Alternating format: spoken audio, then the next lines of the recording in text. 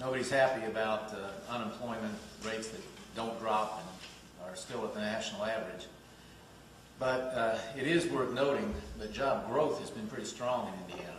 If you count those working, we added the most jobs last month in 11 years, any month in 11 years.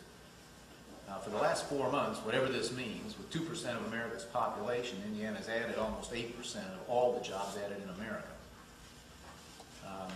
We have recovered essentially the ground lost over the last year, but that leaves an awful lot of ground to make up still. So we just have to hope that these job gains will repeat month after month and perhaps even strengthen. It is no consolation, never has been to us, that we are outperforming the rest of our neighbors, all our neighbors, and most of America. But let's just hope that seeing more people come back to work as we have now for 4 straight months in pretty strong fashion is the beginning of a sustained trend. Now, secondly,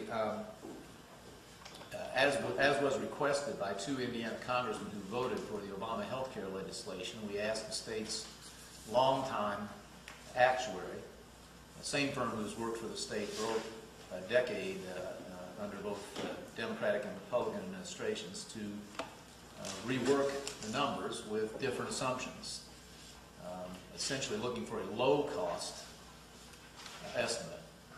They did that. They assumed a very low participation rate in the new health care program and found that the minimum cost of the state would be $2.9 billion. So the range appears to be between 2.9 and 3.6 billion. So it makes absolutely no difference under any scenario. This is going to be a whopping big cost to the taxpayers of Indiana.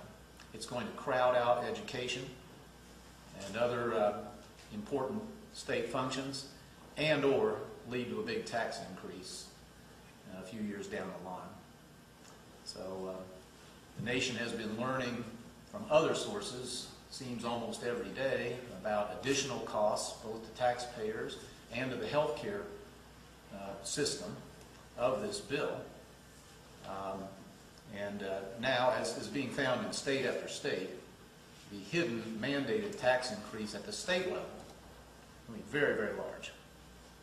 So, again, it was a regrettable piece of legislation, but it's the law of the land, and we're working on how best to deal with it, to prepare the state for the big, big costs which are coming. Governor, the stock market is down again this morning. It's been down all week with speculation that investors are not confident that the recovery will hold. How concerned are you about that? What implication does that have for these unemployment numbers? I'm real concerned. I have been right along. I've worried that there was more downside risk than upside. What we're seeing happen in Europe can only have negative consequences. Let's hope they're neither too severe nor too prolonged here. If we needed any more evidence of the dangers of too much government spending and too much government debt, we're having this underscored to us again. And it is a menace right here in Indiana. So yes, it's a real concern. And let's just hope that the worst doesn't happen. So with regard to health care reform, what would you advocate at the moment? Repeal, or are you simply trying to inform people? Well, our job here is to deal with this grim reality, all these new costs which the federal government has imposed on the state. If you're asking as a citizen, what do I think, then as I've thought all along, this was exactly the wrong direction to go. And at this point, we'd be far better off to repeal this bill, replace it with one based on consumerism that empowers and entrusts individuals to post their employers with the government to make health care decisions. But that's very, very different than what this Congress and this administration believe is right. And I don't have a vote anyway. Should it be a campaign issue this fall? I'll leave that up to the candidates for federal office, but this is pretty sobering news on top of the very severe consequences that the bill already clearly is going to have in terms of debt, deficits, higher, not lower health care costs, less, not more health care and insurance choices. A very ill-advised piece of legislation, and it's certainly it's legitimate for debate. You already announced the suspension of new enrollments for Healthy Indiana. How much further are you in terms of how the state will deal with this? Not too much further, but we're working on it.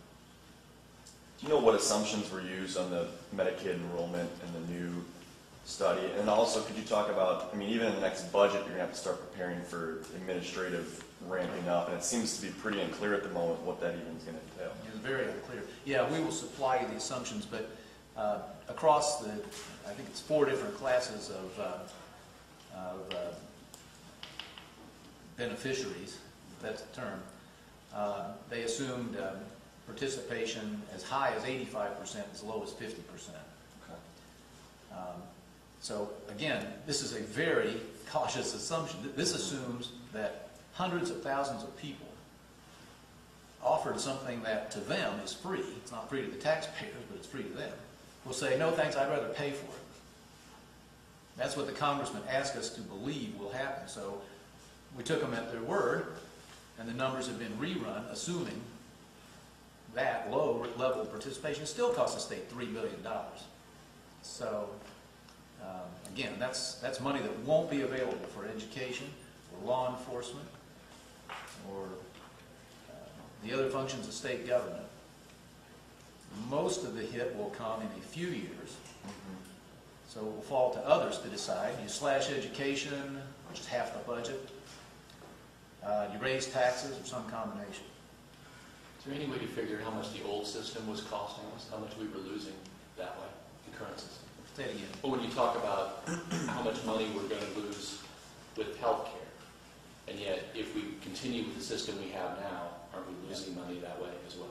Well, the current Medicaid system is a big expenditure of state government, and we have the HIP program for those who don't fit into Medicaid. I think that Indiana's doing a pretty good job, reasonably efficient job, compared to some states, of taking care of those populations. But here we're talking about $3 to $3.5 billion of new additional costs forced on the taxpayers of Indiana by the federal government in the new legislation. A lot of it won't even go to take care directly of anybody. It's for administrative costs.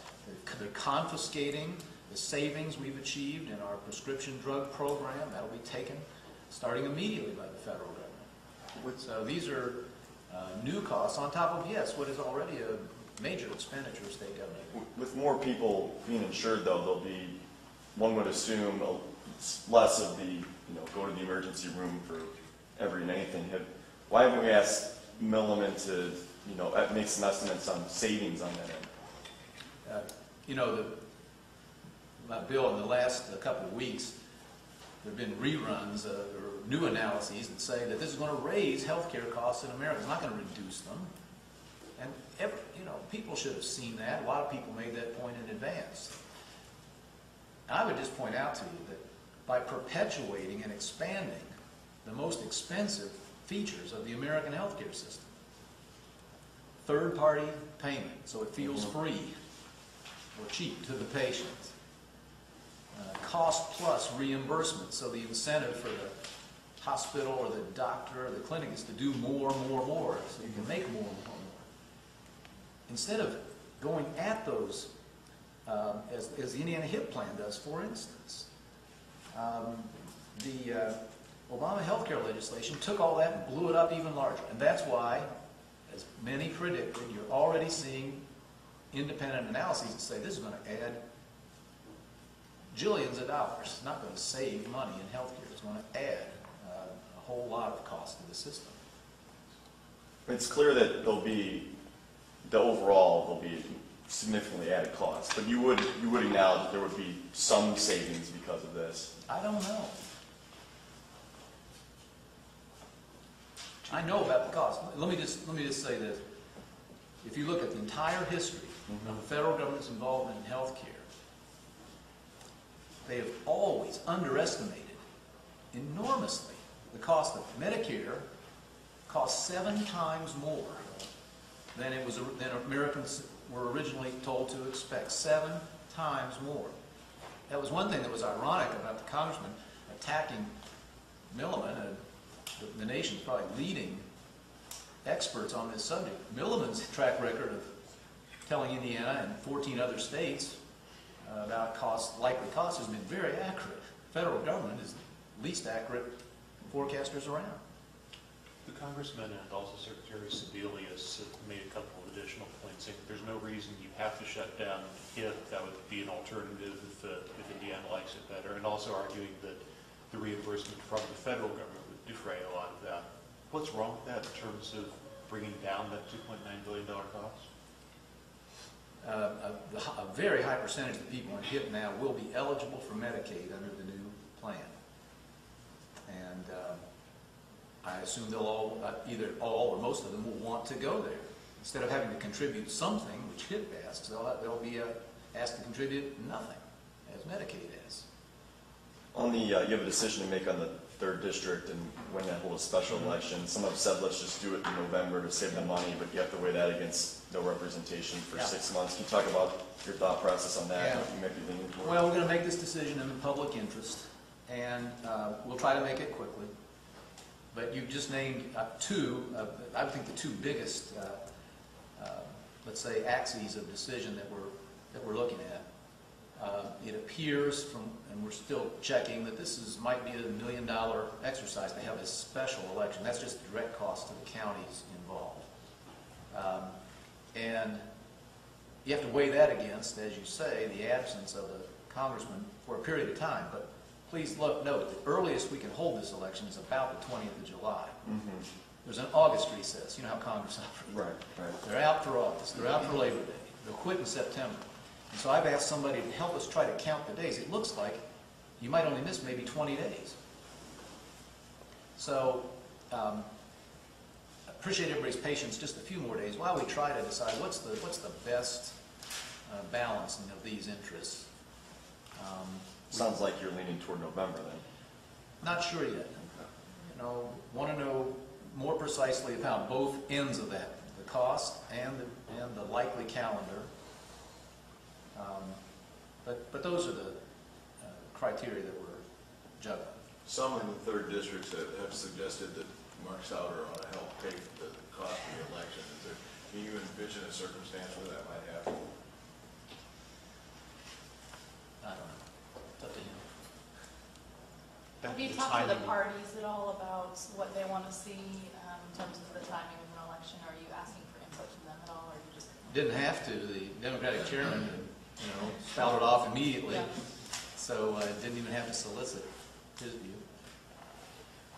House Bill 1367, the education bill, was supposed to prevent teacher layoffs and increase class sizes by allowing schools to transfer funds. Yeah. We're seeing a lot of announcements of teacher layoffs. We don't know. We see it every spring. Right. Every spring, even in good times, the famous pink slips go out. Every fall, there are more teachers, not fewer. I hope that'll be the case this time. If the school districts will take out the citizens' checklist, they'll find 22 things they can do before they ever have to consider reducing a teaching position. Here and there, we're starting to see some of this.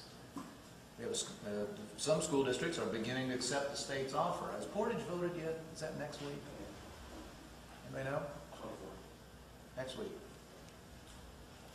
Portage schools are considering joining the state health plan. I'm told it will save them almost $2 million a year. And that's not that big a school district. And so we're beginning to see some districts doing what families do, businesses do, what state government's been doing for 5.5 years. And any responsible school leadership has many, many things and many tools that they can use to avoid reducing teaching positions. And of course, the teachers themselves could help, as a few have chosen to do. If I could ask one more 3rd district question, does it enter into your thinking at all whether a Republican nominee would be better in a special election or the general? No, it doesn't.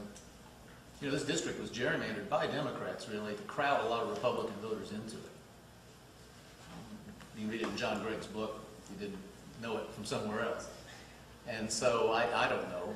I think it'll come down really to the quality of the candidates. Looks like we've got some great people contending for the Republican nomination. I think the combination of a good candidate and what our opponents created as a Republican district is augurs well for whether it's 2 elections or 1. It's been suggested that Representative Bohr is your hand-picked Yeah, I don't candidate handpick because anybody. he's- I've never been involved in a primary, and I'm not going to be involved in this one. Same answer as I've given you dozens of times before.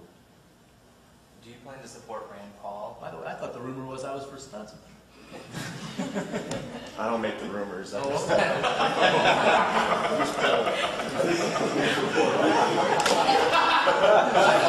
Shella makes the rumors. I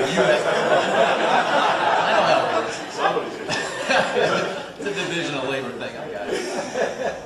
Governor, how concerned are you about reports of problems found at Madison Juvenile Facility, including the one from a former employee about sex parties, abuse, and rat infestations? I don't know anything about that. I heard that, about the one at the old facility, which was closed and moved. So I don't know. You'll have to ask the Department of Corrections if there's some new suggestion. There are some employees, as I understand it, who are not happy with their new job assignments, and that tends to lead to discontent expressed another way. Back on the third district, I'm sorry, I keep thinking about Bill Costas. Do you draw a distinction between endorsing for convention versus primary? Is that the distinction between those two? Yeah, generally, when the primary voters have a chance, my position has consistently been let them. What makes, I mean, this is a caucus, it seems more analogous to the convention than the primary. What makes it different? I recruited John. Take your hat. I recruited John, encouraged him to run when there wasn't anybody, and then competition showed up. We kept hands off after that. The Republican Senate nominee in Kentucky said he thinks the Civil Rights Act shouldn't include a ban on private discrimination by businesses. You're a pretty pro-business guy. Do you agree with Rand Paul on that? Would you plan to support him or campaign for him? Haven't been asked, don't expect to go. I confine myself to Indiana and a little bit of duty that I've been asked to undertake for Republican governors. Where might we see you outside Indiana? Not very many places. I've agreed to spend a day in Ohio for John Kasich, who's running for governor, someone I've known a long time. Be a couple of those. No flights to Des Moines yet? You can count on not seeing me there. How confident are you that there will be enough money to finish the southern half of I-69? Very confident. It's not a question about money, it's a question of how long it takes to finish. In other words, what portion of the road budgets of 2015, 16, 17, 18 will be devoted to that as something else. That'll be someone else's call. But there's no question there's enough, and particularly because of that sensational progress that our people have made, both in terms of speed and in cost reduction. What do you say to the critics who say you're cutting corners on things like median widths and pavement thickness? Well, I say we're not going to overbuild the road as many roads have been in the past. It's all been totally vetted with the Federal Highway Administration. These are people who just don't want the road built. Right? We all get the joke. And I'm just going to say, it's easy to sit in the affluence of Bloomington or perhaps Indianapolis and say to people in southwest Indiana, I got mine, the heck with you. You stay down there in isolation and behind economically. But you get south of Bloomington, and it is very hard to find anybody who isn't very excited to finally have the economic opportunity that'll come with a closer connection to the rest of Indiana and markets beyond. When I was down there the other day, there were 7 or 8 mayors, and almost all Democrats, by the way. Every one of those communities, little towns, Princeton, Lagodi, Washington, Jasper, Petersburg, people are very excited about the opportunity this is going to bring. And I appreciate that some folks didn't want it built, but that decision has been made a long time ago. And it's a worthy project, and we found a cost-effective way to do it, and we went out and found the money to do it, and it's going to happen. Is there going to be money to replace the ever-increasing number of bridges in northwest Indiana that are cracking? Yeah, there will be, and there's going to be an investigation, too. What kind of investigation? Well, we have, in this latest incident, we have a bridge that was only built a few years ago, 2004, I believe. And we're checking bridges. There were several others built by the same company, designed by the same company, built by the same company, and built in the very same period. And we're having a close look to see if there are any problems with those. But I've asked for information about the warranty provisions under which those were built. There's one thing, it's bad enough when Klein Avenue fails on us after 25 or 30 years instead of 50, 60, 70. It's quite another when we have problems with a bridge that was built just yesterday, so to speak.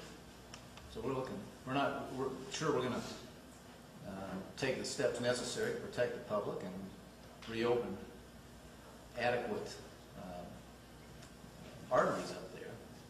But in this case, I'm beginning to be curious about exactly who built what and who was watching. Is there a warranty on bridges when they're built? I'm told that yes, there probably were some provisions, and I expect to know even in the next day or so what remedies we have here, either within the contract or beyond it. I'm guessing it's too early, but have the inspectors pinpointed just why that bridge collapsed? I don't know. It didn't collapse. Nothing has collapsed, but some of them have been found not sufficiently safe, and we always take the no risk option by taking traffic off of them under those circumstances. All right, handle it for today. Thank you very much.